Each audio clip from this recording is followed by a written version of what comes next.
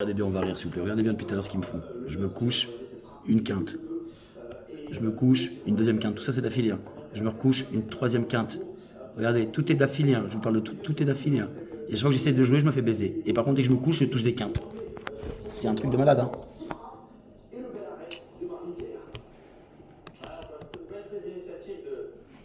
Regardez bien ce que je vous dis, vous allez voir.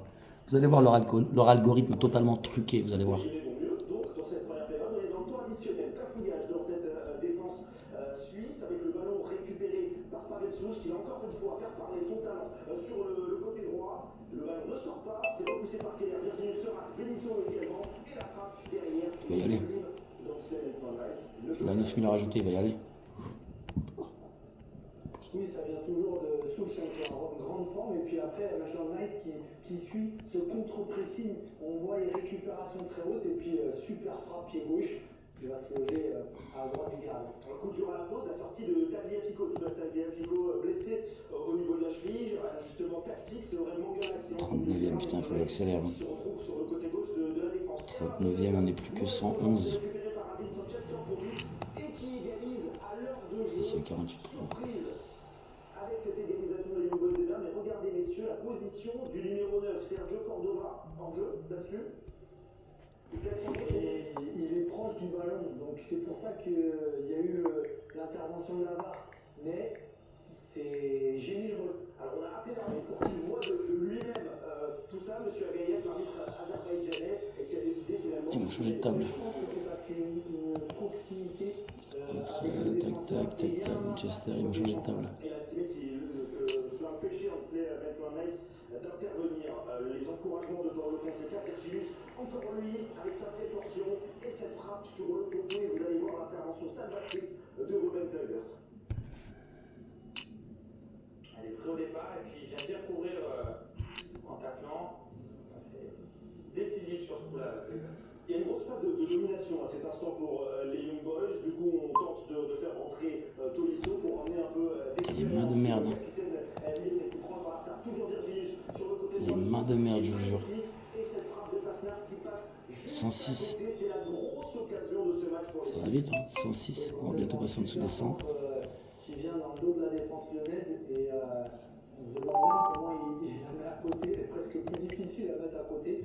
Il s'en sort bien les Lyonnais. Ok, regardez, une nouvelle fois, le réalisateur a pris de vitesse. Pourquoi? Parce qu'il y a une mauvaise relance. Fasnacht qui bute une nouvelle fois sur l'écran. Et on va voir tout ça au ralenti. Là encore, c'est une mauvaise passe du gardien lyonnais. Oui, ça lui arrive quelquefois à Rémi Descamps, on l'a vu sur les matchs précédents. Alors certes, c'est le jeu de Fonseca de jouer comme ça, mais heureusement, il fait un bel arrêt derrière.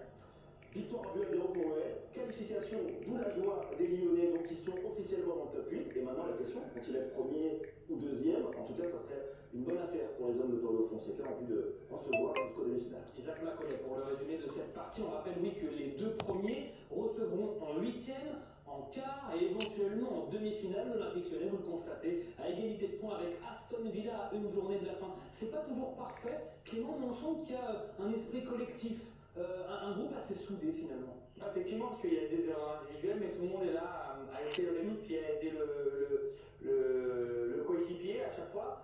C'est l'état d'esprit que les Lyonnais ont depuis le début de saison, et plus on enchaîne de victoires, et mieux c'est, et au fur et à mesure des semaines, le groupe est encore plus soudé. Déjà, il y a un style de jeu, on voit bien la patte Fonseca, et pour moi, ce que je trouve intéressant, c'est de voir les joueurs progresser, grandir. Il y a du développement, et compte tenu des problèmes que les Lyonnais avaient, alors certes, financièrement, tout n'est pas réglé, parce qu'on s'interroge, mais en tout cas, il y a une montée en puissance de l'Olympique Lyonnais. Nice dans un instant, mais pour l'instant, c'est le seul club français vainqueur. On est d'accord. Lille a perdu en Ligue Europa et nos trois clubs français ont perdu cette semaine en Ligue des Champions. Mais positivement d'abord, toujours avec l'Olympique Lyonnais, avec Paulo Fonseca.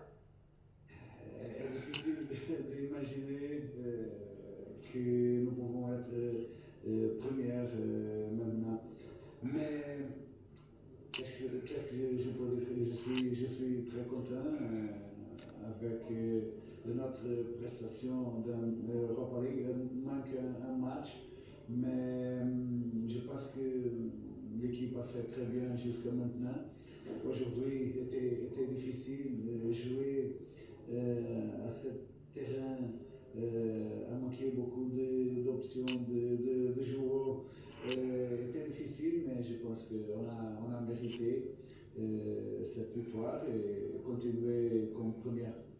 Et ça fait donc 7 victoires de suite, toutes compétitions confondues pour les Lyonnais. Lyon, pour l'instant, le rayon de soleil de cette semaine européenne, grâce donc à un but d'Esley Maitland-Niles, l'anglais que l'on écoute toujours au micro-canal de Louis Favre. No, we didn't think about it. It was just we took every game as it came. We wanted to get as many 3 points as possible when that game was ready to play. And I think we capitalized very well. Is it the main goal for you now to stay here, still on top? Of course, everyone wants to be on top. That we're here now, I don't think we should step off the gas. We need to go full pedal and really achieve something. Et désormais, dernière étape, oui, elle est là, cette dernière étape, ce sera donc jeudi prochain, Clément Grenier au commentaire, face au PAOK pour sécuriser, valider l'une des 2 premières places. Il n'y a pas de raison que ça ne se fasse pas. Non, mais ça va être important, mais ça va être aussi important pour Fonseca de peut-être donner du temps de jeu aussi à ceux qu'on aura un petit peu moins. C'est toujours intéressant ces matchs bonus. Ça, c'est le futur entraîneur. Allez, s'il vous plaît, regardez bien maintenant. Regardez bien quand je vous dis que c'est totalement truqué. Aucun as, aucun roi va sortir. Regardez bien. On passe à Nice. À présent, les Aiglons déjà éliminés de cette Ligue Europa. Aucune victoire, aucun point au compteur. Mais l'idée pour les hommes de Claude Puel, c'est de sauver l'honneur. Les Niçois qui recevaient ce soir les Néerlandais des Go Ahead. Je vous avais dit ou pas? Aucun as, aucun roi.